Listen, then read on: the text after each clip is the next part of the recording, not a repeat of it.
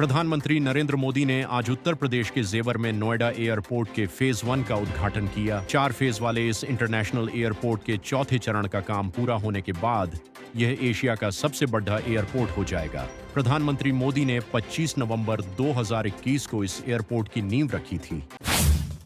पश्चिम बंगाल में भाजपा ने विधानसभा चुनाव से पहले ममता सरकार के खिलाफ मोर्चा खोल दिया है।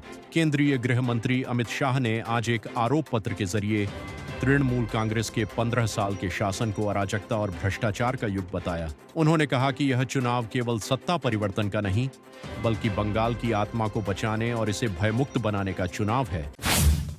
तृणमूल कांग्रेस प्रमुख और पश्चिम बंगाल की मुख्यमंत्री ममता बनर्जी ने आज कहा कि अगर भाजपा बंगाल को कमजोर करने की कोशिश करेगी तो उसे पूरे देश की सत्ता गंवानी। रानीगंज में एक चुनावी रैली को संबोधित करते हुए उन्होंने कहा कि बंगाल की जनता भाजपा को करारा जवाब देगी और राज्य से भाजपा का सफाया करेगी। ममता ने दावा किया कि उनकी पार्टी लगातार चौथी बार विधानसभा चुनाव जीतकर सत्ता में आएगी। उन्होंने यह भी ऐलान किया कि जीत के बाद वह सभी विपक्षी दलों को साथ लेकर दिल्ली की सत्ता को चुनौती देंगी। भारत के लिए पेट्रोलियम उत्पाद लेकर आ रहे 2 और व्यापारिक जहाज हॉर्मुज जल्द मरुमध्य से गुजर रहे हैं।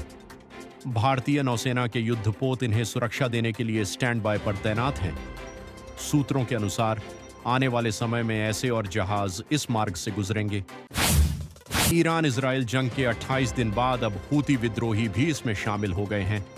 टाइम्स ऑफ इजराइल की रिपोर्ट के मुताबिक यमन में मौजूद ईरान समर्थित हूती विद्रोहियों ने करीब 2000 किलोमीटर दूर इजराइल के दक्षिणी शहर बेरशेबा और आसपास के इलाकों को निशाना बनाते हुए बैलिस्टिक मिसाइल दागी।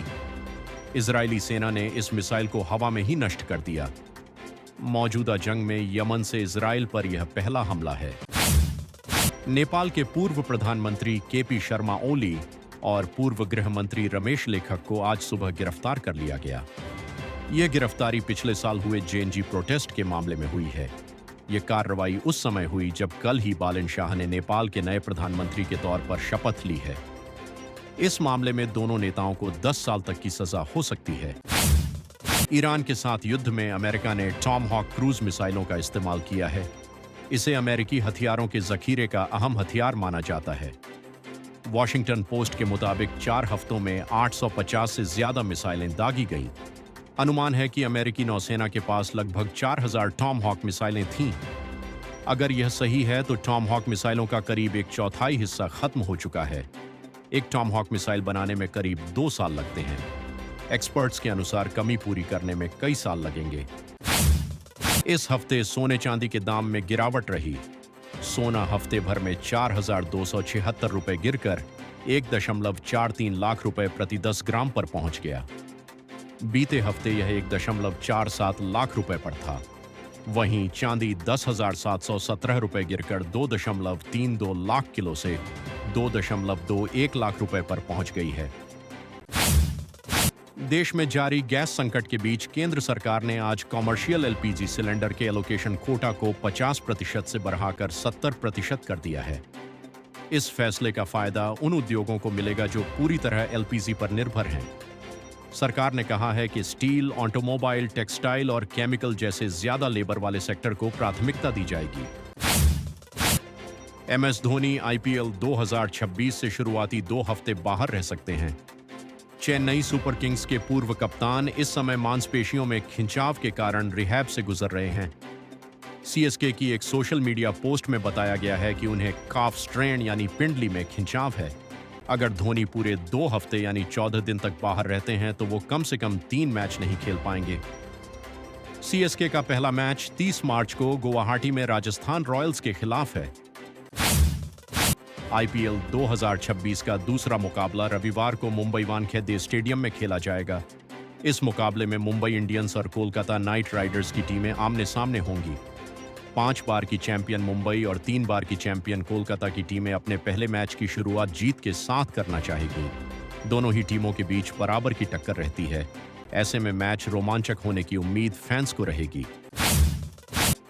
ईरान की पुरुष राष्ट्रीय फुटबॉल टीम ने तुर्की में नाइजीरिया के खिलाफ खेले गए एक दोस्ताना मैच में बेहद भावुक विरोध प्रदर्शन किया है। 27 मार्च को इस मुकाबले में ईरानी प्लेयर्स ने राष्ट्रगान के समय काले रंग की आर्म बैंड पहनी और हाथों में गुलाबी और बैंगनी रंग के स्कूल बैग उठा रखे थे जिन पर रिबन बंधे थे। यह विरोध प्रदर्शन ईरान युद्ध के पहले दिन शजरे तैयबा स्कूल पर हुए हमले की याद में था। अमेरिका इजरायल के इस संयुक्त हवाई हमले में 175 से अधिक स्कूली छात्राएं और शिक्षक मारे गए थे।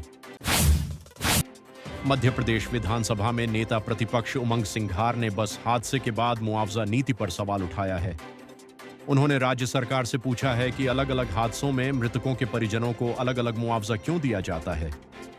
सिंघार ने कहा कि प्रदेश में कहीं 1 लाख, कहीं 2 लाख तो कहीं 4 या 5 लाख दिए जाते हैं। उन्होंने कहा कि सरकार को एक स्पष्ट और समान मुआवजा नीति बनानी चाहिए ताकि सभी को बराबर राहत मिल सके। उन्होंने कांग्रेस विधायक दल की ओर से हादसे के मृतकों के परिवारों को 50-50 हजार की आर्थिक सहायता देने की घोषणा की। मध्य प्रदेश में मौसम ने एक बार फिर करवट ले ली है। प्रदेश के कई जिलों में आंधी, बारिश और गरज चमक का सिलसिला शुरू हो गया है। मौसम विभाग के अनुसार आने वाले कुछ दिनों तक प्रदेश में मौसम का यही मिजाज बना रहेगा। फिलहाल दिन में तेज धूप और गर्मी के बाद शाम होते होते कई जगहों पर मौसम बदल रहा है और आंधी के साथ बारिश हो रही है। प्रसिद्ध कथावाचक जया किशोरी आज उज्जैन पहुंची और ज्योतिर्लिंग भगवान श्री महाकालेश्वर के दर्शन किए। वे नंदी हॉल में भक्ति में लीन नजर आईं। जया किशोरी ने नंदी जी के कान में अपनी मनोकामना भी व्यक्त की। दर्शन उपरांत महाकाल मंदिर प्रबंध समिति की ओर से उनका स्वागत किया गया।